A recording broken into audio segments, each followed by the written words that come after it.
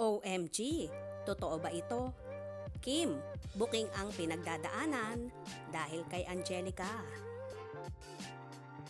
Wala na yung love lock pero tayo pa rin. Thank you, Kim.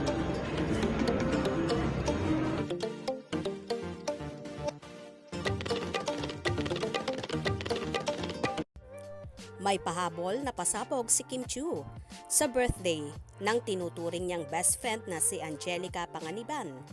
November 4 ang birthday ni Angelica at ngayong November 5 lang, nagpaandar si Kim sa kanyang Instagram nang madramang mensahe niya para sa aktres.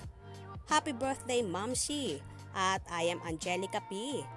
Never ko na-imagine na magiging kaibigan ko ang isang Angelica Panganiban. Thank you for being a great friend to me. Napag-usapan nga natin kahapon. Without even saying alam mo lahat ng nangyayari sa akin sa buhay ko. Thank you, moms, for always being there for me. And sa buhay, kailangan mo ng kaibigan na totoo sa'yo. Wala nang pabulaklak. Basta, yun na yun. We may not see each other often, pero thank you dahil alam kong lagi kang nandyan para sa akin. Swerte ako na may kaibigan ako tulad mo and Mamsi at Bella. I love you so much, Mamsi. Super happy ako sa nangyayari sa life mo. Deserve mo lahat ng meron ka ngayon. Excited na ako sa susunod na mga buwan para sa'yo. Looking forward ng malala.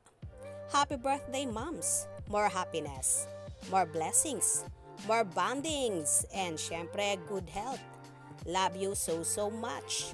Thank you at Greg Homan and Bin for making my mom see complete. Say ni Kim.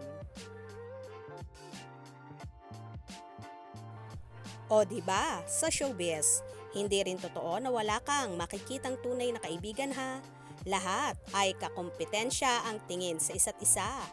At sana nga ay pang forever na ang friendship nila. Hanggang pare-pareho na silang magkaapo. Bongga! Anyway, patuloy sa pamamayagpag ang ninlang ni Kim, Paulo Avellino, JM De Guzman, Kayla Estrada, Maricel Soriano. Imagine, number 1 sila sa 8 bansa ha.